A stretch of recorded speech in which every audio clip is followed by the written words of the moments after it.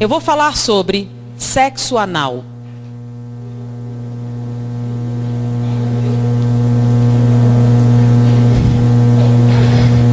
O que vai responder muitas outras perguntas, né?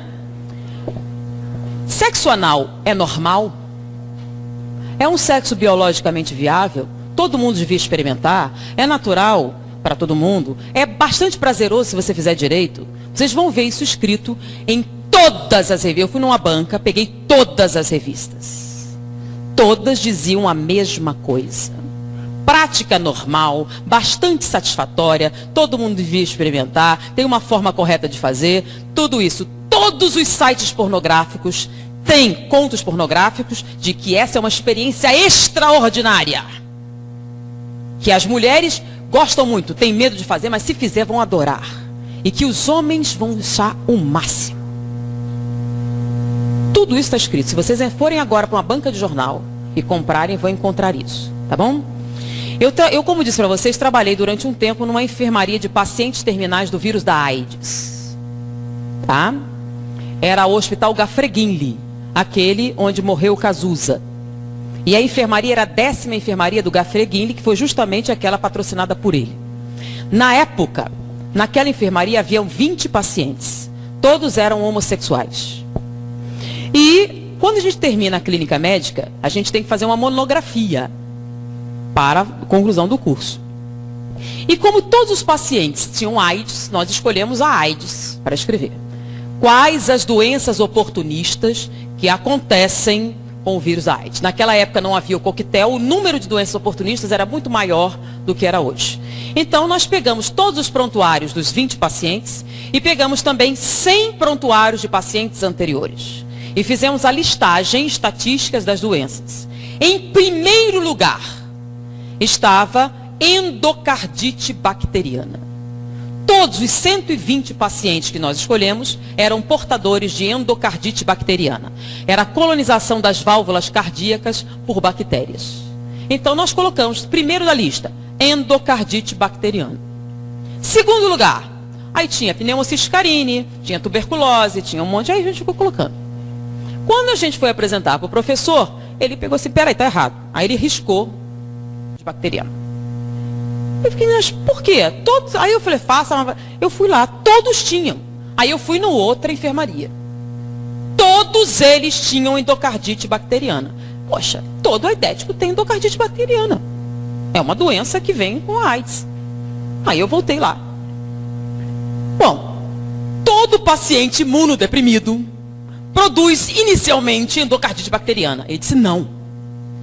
Mas todos os nossos pacientes têm. Ele disse, mandou ir noutra enfermaria com pacientes terminais, com câncer e outras doenças degenerativas. Nenhum deles tinha endocardite bacteriana. Todos estavam imunodeprimidos. Eu fui na área imunológica. Nenhum paciente imunodeprimido tinha endocardite bacteriana. Bom, endocardite bacteriana não é uma complicação daqueles imunodeprimidos. Então é o quê? Aí esse professor me explicou os fatos da vida, não de maneira tão agradável como vou fazer para vocês, né? Então ele me explicou que isto não era decorrente da AIDS, era decorrente do sexo anal. Como assim? Eu não entendi, ele teve que me explicar e não foi muito agradável.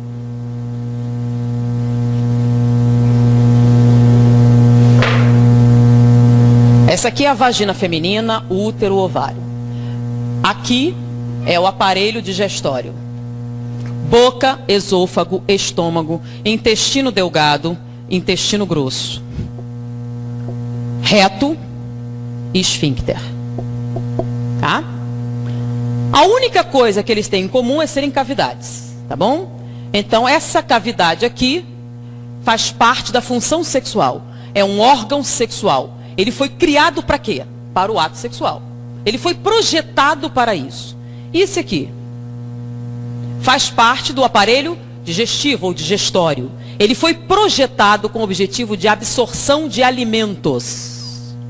Ele não foi projetado como objeto sexual. Então, quando eu fiz aqui o aumento, o que é que vocês encontraram?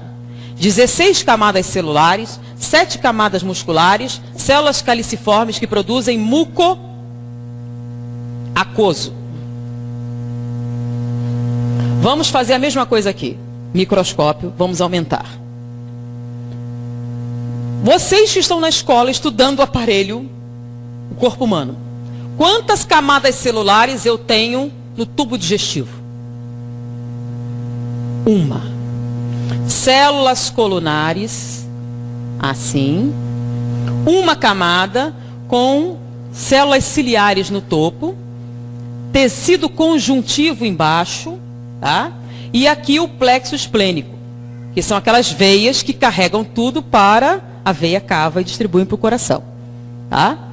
Eu tenho células caliciformes também, que produzem muco, mas não produzem muco aquoso, produzem muco seroso, com S. O muco seroso tem por função proteger o tubo digestivo dos ácidos estomacais. Quando você faz autópsia, você tem que usar todo um aparato para que você não tenha queimaduras graves com os ácidos estomacais. Se você enfiar seu braço sem proteção no estômago de um cadáver recente, você vai perdê-lo. As queimaduras serão muito intensas. Porque, lembram que o que acontece com um bife mastigado no estômago? Vira líquido. É ácido. E bife é carne.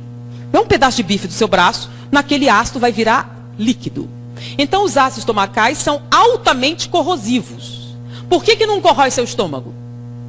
Porque você tem, quando você faz endoscopia, uma camada brilhante que protege o estômago dos ácidos. É o muco seroso.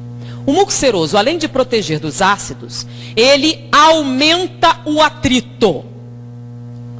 Porque se o alimento passar muito depressa, o que acontece? Diarreia e você morre. Então o alimento tem que passar devagar para que você possa absorver os nutrientes, né? Você absorve os açúcares, as proteínas, as substâncias, as vitaminas. Então o muco seroso aumenta o atrito, enquanto o muco aquoso diminui o atrito. 16 camadas celulares, uma camada celular. Aqui em volta eu tenho só uma camada muscular, que dá a volta, que é a que faz os movimentos peristálticos. Só uma, precisa de mais? Não. É uma camada que empurra o bolo alimentar ao longo do tubo digestivo. E no final você tem um esfíncter, que é um nervo, que serve o quê? Para reter as fezes. Só isso. Não tem outra função. Ele relaxa, você libera. Então, quando você compara os dois, tem comparação possível? Não. Então, quando você atrita aqui, não tem nenhum problema. Quando atrita aqui, o que acontece? O que acontece no ato sexual? Atrito. Intenso. Quando você atrita, se você for fazer uma cirurgia e correr o risco de abrir o intestino, qual a preparação pré-operatória? Vocês não são tudo criancinha, né? Tem uma noção. Você não pode entrar na internet. Você vai tomar um comprimido laxante para eliminar o máximo de fezes. Você vai tomar antibióticos para matar as bactérias. Você vai fazer uma lavagem intestinal até a água sair limpa. E a última lavagem é com antibióticos. Porque se cortar e essas bactérias entrarem como meio interno, você vai morrer de septicemia. Então eles vão limpar tudo. Durante o sexo anal, você faz lavagem intestinal antes? Não. Então é um ambiente altamente contaminado. Quando você fizer atrito, só tem uma camada celular. Você vai romper e vai sangrar. Com a ruptura e o sangramento, o que você vai jogar aqui? As bactérias presentes nessa luz, que são Escherichia coli, se você tiver sorte. E outras mais patogênicas, se você não tiver. Em volta daqui, nós temos linfonodos. São aqueles famosos da AIDS, né? Esses linfonodos, quando vêm essas bactérias, aumentam de tamanho. Aí você começa a ter uma granulação. Daí a incidência maior durante daqueles que têm hemorroidas, crescimento e dilatação de muitas veias da região e dificuldades gerais nessa musculatura. Essa ruptura constante faz com que essas bactérias superem a ação dos linfonodos e caiam na corrente sanguínea. O que tem que ir logo atrás do intestino? O intestino absorve os nutrientes, certo? E depois você tem que espalhar ele para o corpo. Então o plexo esplênico cai aonde? Veia cava. E a veia cava vai para onde? Direto para o coração. Então essas bactérias das fezes caem no coração e colonizam as válvulas cardíacas, provocando endocardite bacteriana. Então não é AIDS que provoca endocardite bacteriana, é a prática do sexo anal. Isso só acontece com homossexuais? Não, com heterossexuais também, que pratiquem o sexo anal, a probabilidade de endocardite bacteriana se torna proporcionalmente aumentada de acordo com o nível de prática. Com os homossexuais a incidência é maior porque é a única prática sexual, tá? Então a incidência é bem maior. Por isso todos os pacientes homossexuais tenham endocardite bacteriana. Com a AIDS a endocardite evoluía para pericardite e nós tínhamos que fazer punção pericárdia, tirar o líquido inflamatório do coração. Senão eles morreriam por asfixia, por contrição cardíaca. Além disso, é muito comum a insuficiência cardíaca entre homossexuais mais idosos, que a incidência chega a 68%, diferente da população normal, que é de 8%. Além disso, essa lesão constante provoca alteração da morfologia dessas células, provocando displasia. Displasia rima com neoplasia. A incidência de câncer retal na população é de 3 a 4%. Entre os homossexuais chega a 32%. Então há uma relação direta com a prática do sexo anal e com a incidência de câncer retal. Além disso, a mulher não tem terminais nervosos de sensibilidade nesta área. Então ela não sente absolutamente nada com a prática do sexo anal, a não ser o sofrimento físico, a dor, a não ser que ela compre anestésicos, que são medicações inibitórias da sensibilidade para a prática do sexo anal, e compre lubrificantes artificiais para neutralizar o muco seroso e permitir que esse acesso faça com mínimas lesões. Então, sem lubrificantes artificiais, sem anestésicos para limitar a dor, é uma prática dolorosa, humilhante, violadora. Sendo que ela tem um órgão próprio para isso. Por que um homem teria que submetê-la a esse tipo de atividade se não fosse por sadismo? É o prazer em infligir dor. Porque ele aprendeu nos contos pornográficos que se você tratar ela com a brutalidade necessária, você conseguirá que ela tenha prazer. No homossexual, existe até pelo menos uma desculpa. Aqui, encostado, nós temos a próstata. Tanto que o exame de próstata é retal. A próstata se encosta aqui, mas vamos fazer um aumento aqui.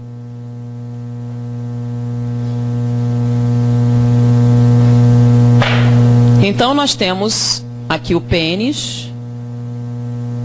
E aqui atrás nós temos a próstata, tá? Vou aumentar a próstata, ela não tem esse tamanho, ela está aumentada.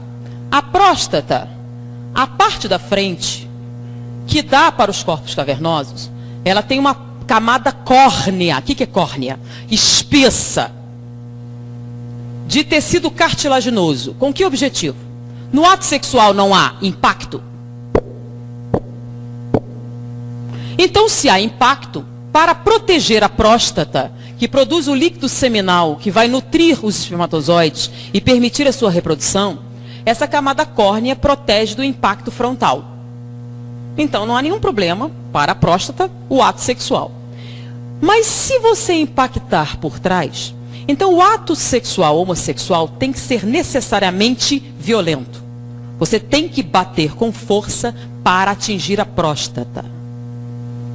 Então é o sexo anal e ele tem que ser violento. Então, a não ser que vocês conversassem pessoalmente com alguém, ninguém ia contar.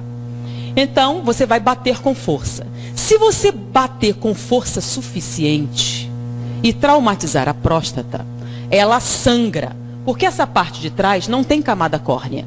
Não se esperava na natureza nenhum impacto posterior. Está protegido pela espinha e pelo intestino. Você bate com força, traumatiza a próstata, ela sangra. Quando ela sangra, produz células inflamatórias. Ela incha. Se ela inchar e você bater com força suficiente, você vai atingir esse feixe nervoso aqui, que dá origem, que está ligado aos corpos cavernosos. Você pode provocar uma ereção. Se você continuar batendo com força suficiente e inchá-la o suficiente, ela pode sensibilizar os corpos cavernosos e você pode até ter, lá pela quarta ou quinta experiência, uma ejaculação. Mas você só vai conseguir essa ejaculação se após essas múltiplas experiências você conseguir a hiperplasia de próstata, sua próstata estiver inchada. Com o passar do tempo e esses múltiplos traumatismos da próstata, ela começa a produzir células displásicas também. Displasia rima com neoplasia.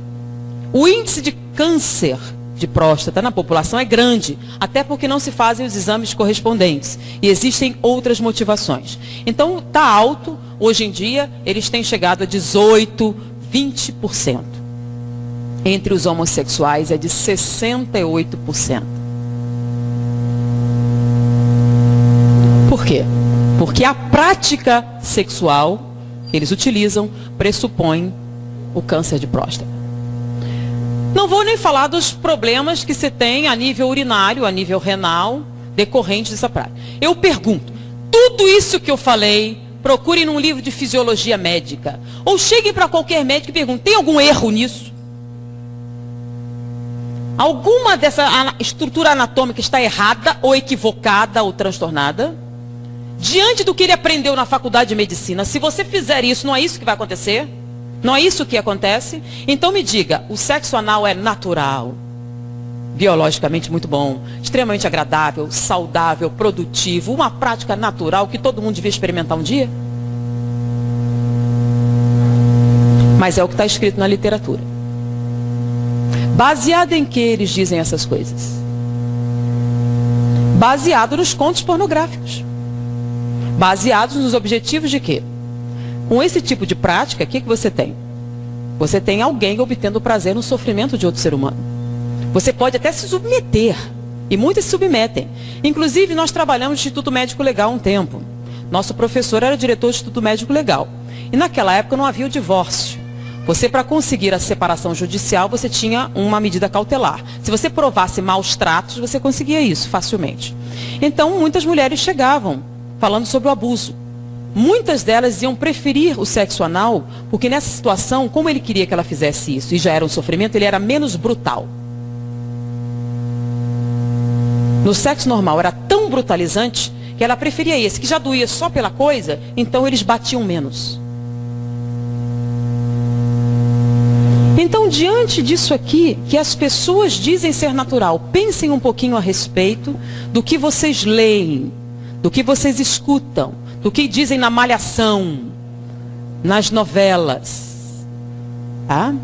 E o engraçado é alguns ginecologistas dizerem que o sexo... Eu queria pegar um debate, eu nunca tive a chance de pegar alguém que dissesse, só para eu poder perguntar para ele se ele tinha estudado anatomia e perguntar isso.